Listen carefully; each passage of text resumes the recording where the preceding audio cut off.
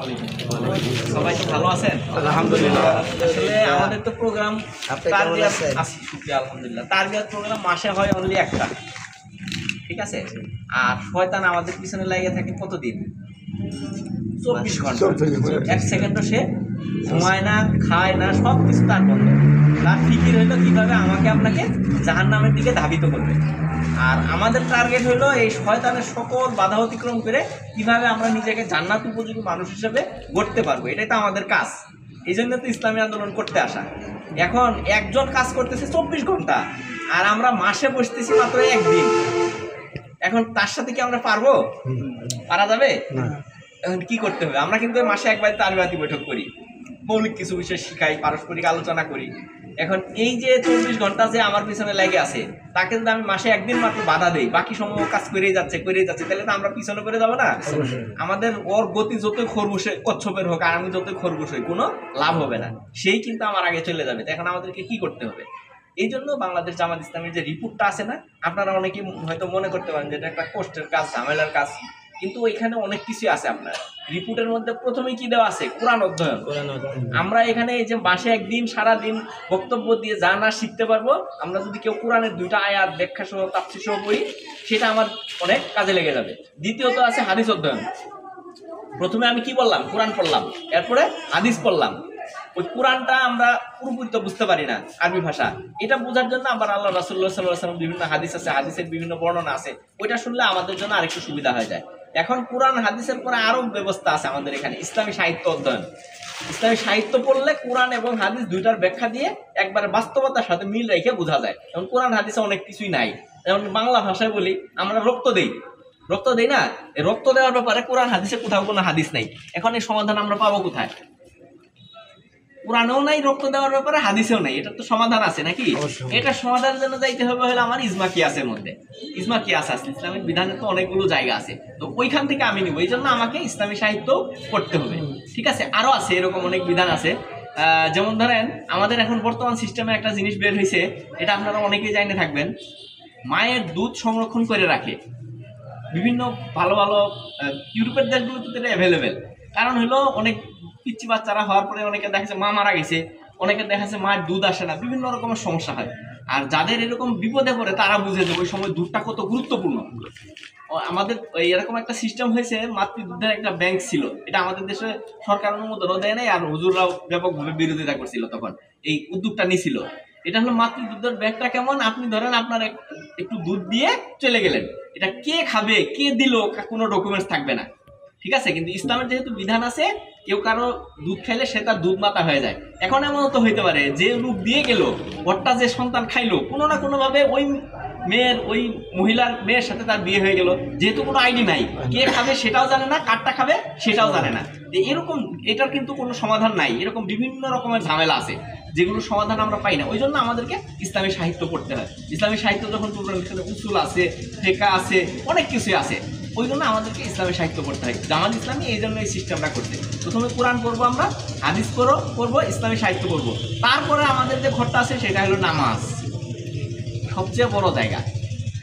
ইন্নাস সালাতা তানহা আনিল ফাহশাই ওয়াল মুনকার, নিশ্চয়ই নামাজ মানুষকে খারাপ এবং অশ্লীল কাজ হতে বিরত রাখে। আমি কোরআন পড়লাম, আমি হাদিস পড়লাম, আমি ইসলামী সাহিত্য পড়লাম, এরপরে আমার কাজ হচ্ছে কি, আমি নামাজ পড়বো, ঠিক আছে। নামাজ পড়ার পরে আর বাকি যেগুলো আছে এইগুলো হলো আমাদের আনুষঙ্গিক কাজ। আমরা একজন সামাজিক মানুষ হিসাবে, বা একজন পরিবারের দায়িত্বশীল হিসাবে, একজন সমাজের মানুষ হিসাবে, একজন সংগঠনের কর্মী হিসাবে যে কাজগুলো করতে হয় এগুলো কাজ। কিন্তু প্রথম যে 4টা কাজ, এটা হলো আমার একান্তই ব্যক্তিগত মৌলিক কাজ। এই 4টা কাজও যদি আমরা ঠিক মতো করতে পারি, তাহলে আমরা একজন আদর্শ মানুষ হিসাবে করতে পারবো। এই জন্যই বাংলাদেশ জামাত ইসলামী এই উদ্যোগটা নিছে, আর কোনো কারণ নাই। কোরআন পড়লে কার লাভ? আপনি বললে আমার লাভ হবে, আপনারই লাভ হবে। হাদিস পড়লে আমি পড়লে আপনার লাভ হবে, হবে না, আমারই লাভ হবে। ইসলামী সাহিত্য যদি আমি পড়ি, আমার জ্ঞানের ভান্ডার বাড়বে। আমি যদি জ্ঞানী হই, লাভ কার? আমার নিজেরই লাভ।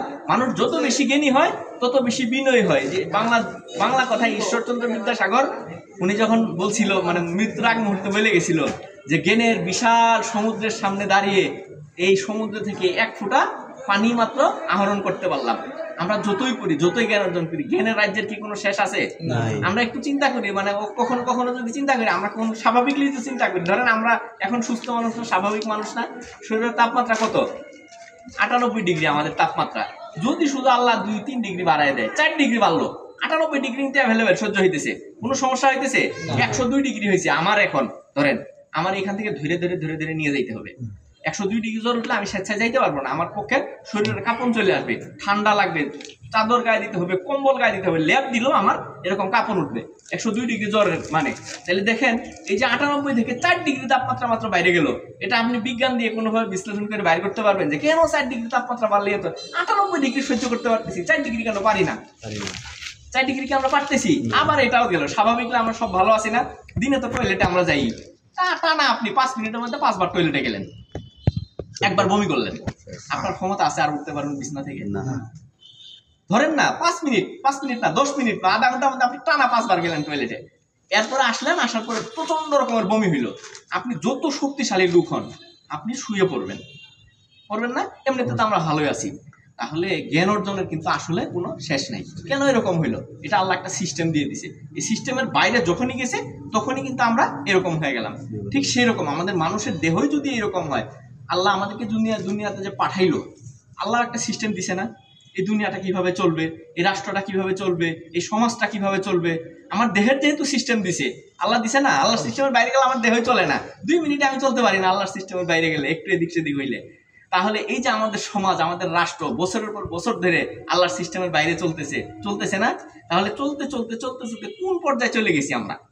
ধরেন আপনার আমার আবার ওই দিক দিয়ে উদাহরণ দেই, আপনি 5 মিনিট 5 বার টয়লেটে গেলেন আর একবার বমি করলেন, সহ্য করতে পারলেন না, আধা ঘন্টার মধ্যে আপনি 10 বার টয়লেটে যান আর 5 বার বমি করেন, আপনার হাসপাতালে নিয়ে যেতে হবে না? হাসপাতালে নেওয়ার পরেও, ইনজেকশন দেওয়ার পরেও, স্যালাইন দেওয়ার পরেও, ওষুধ খাওয়ার পরেও যদি বন্ধ না হয়, তাহলে উপায় আছে? আর কোনো উপায় আছে?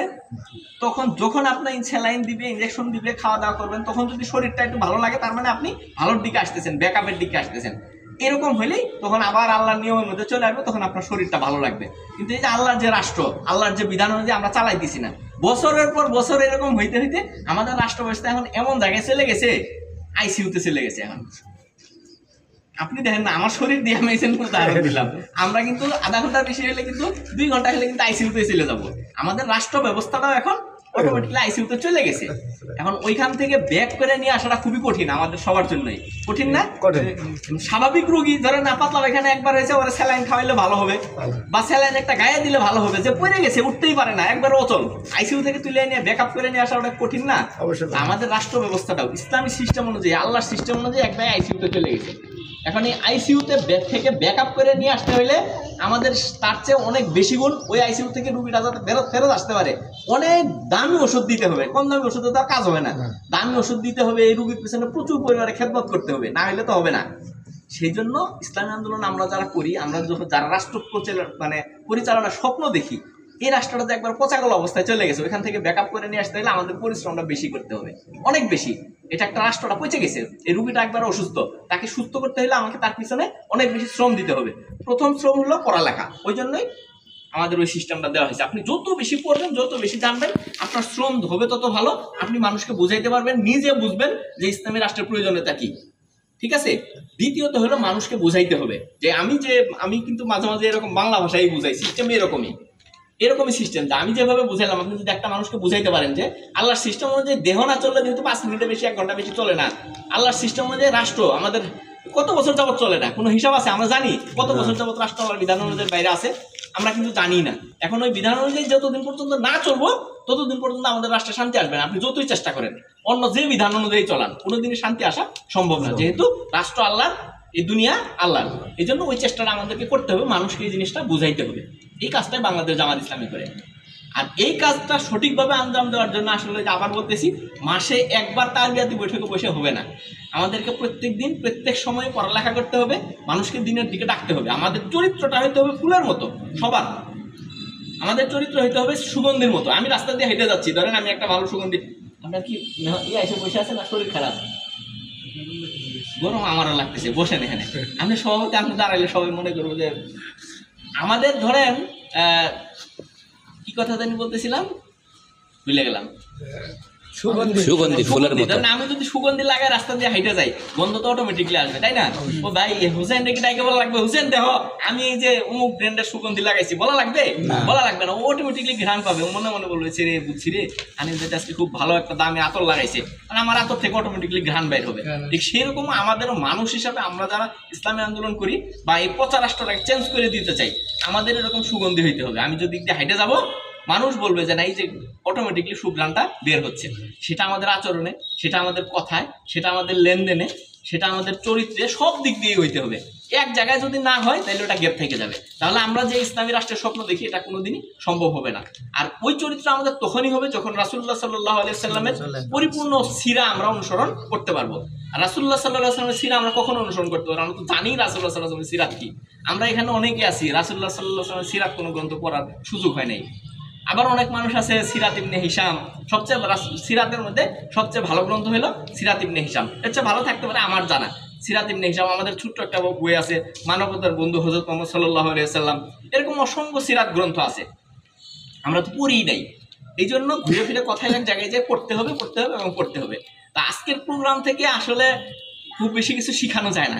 এখান থেকে মূলত হলো যে আমার শিখতে হবে, এটার একটা স্পৃহা জাগ্রত করে দেওয়া, যে আমার জানতে হবে, না জানলে আমি পেছনে পড়ে আসি। ধরেন আরো ছোট্ট উদাহরণ, আরেকটা উদাহরণ দিয়ে শেষ হোক ভাই। নামাজ কত হয়? সময় আছে, সমস্যা নেই।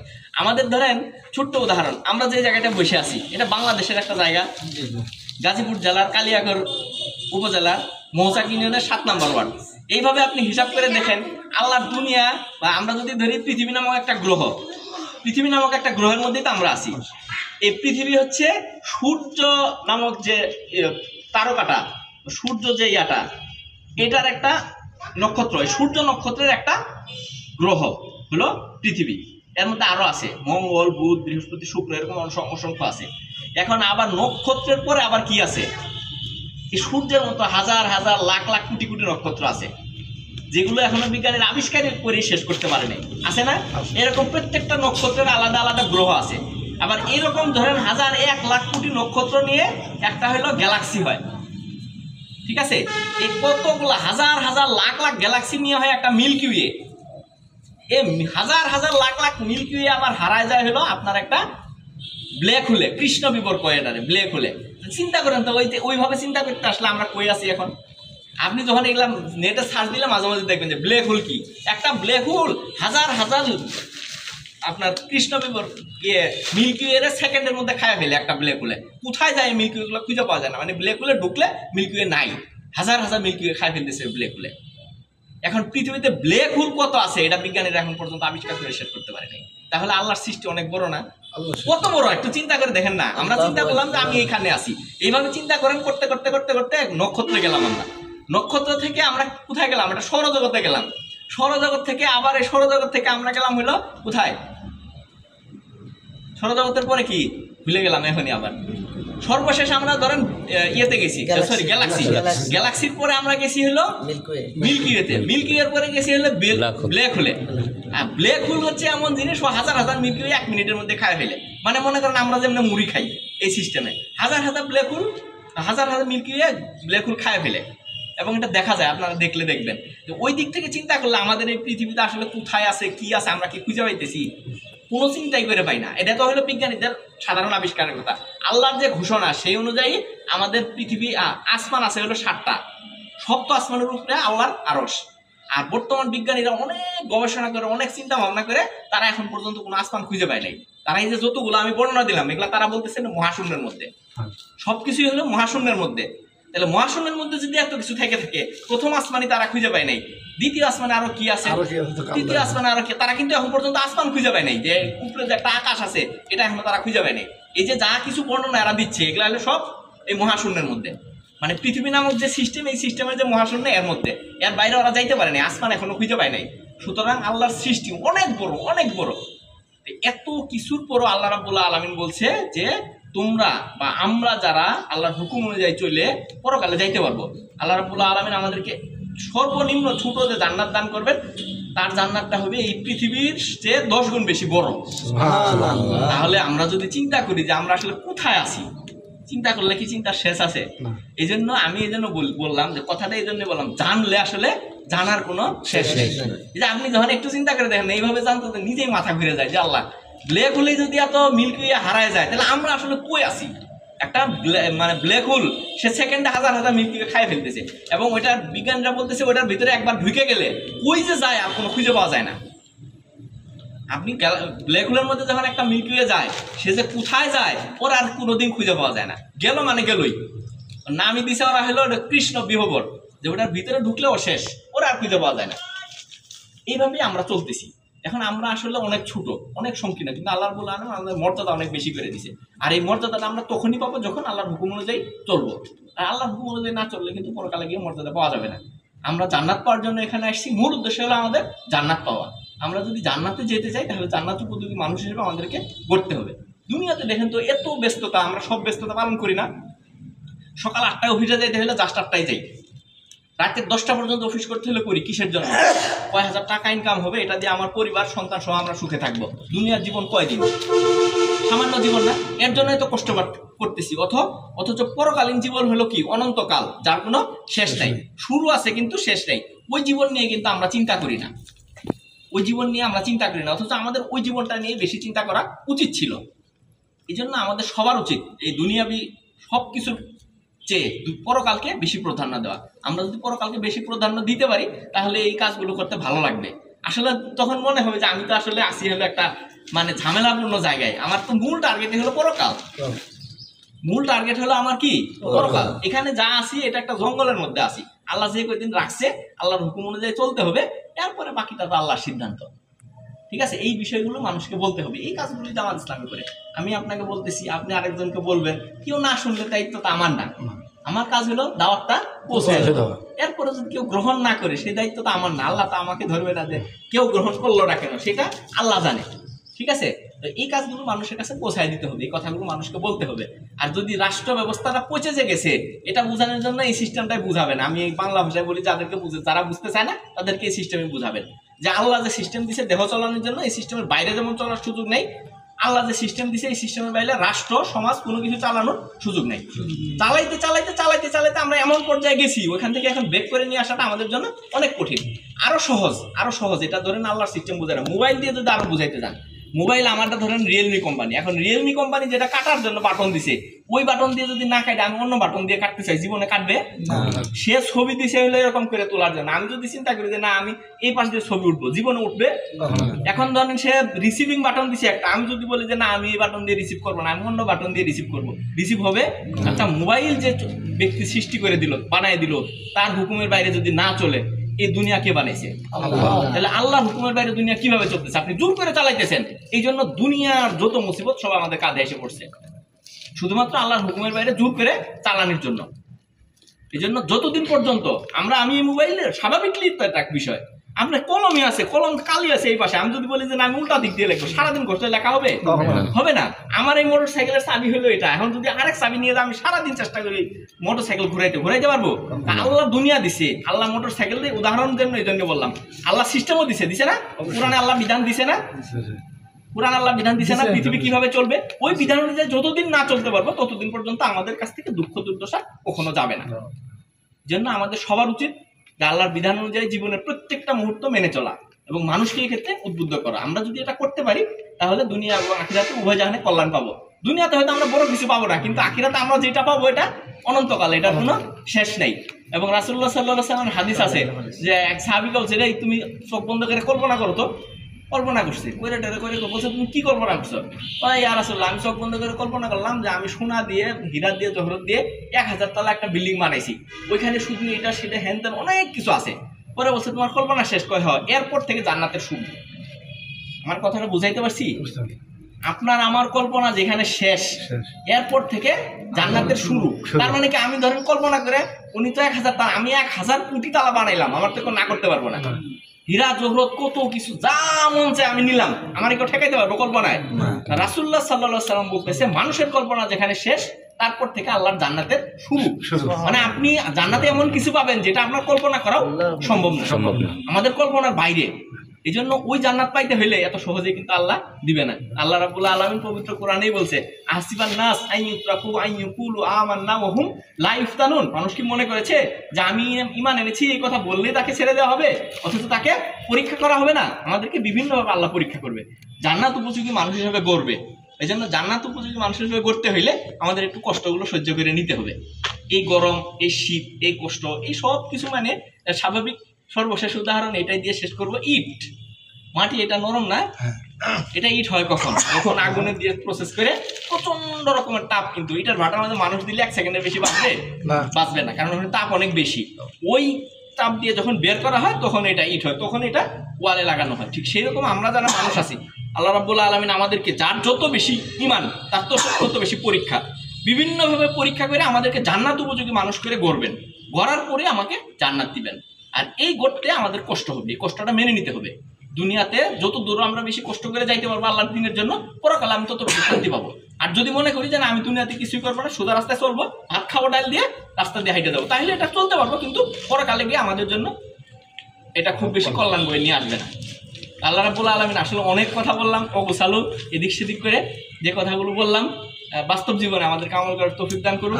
ইসলামী আন্দোলনের একজন কর্মী হিসাবে আমরা যাতে সমাজের প্রত্যেকটা ক্ষেত্রে নিজেকে আদর্শ হিসাবে উপস্থাপন করতে পারি, সেটা জ্ঞানের ক্ষেত্রে হোক, যে কোনো ক্ষেত্রে হোক, এইভাবে মানুষ হিসাবে করার তৌফিক দান করুন।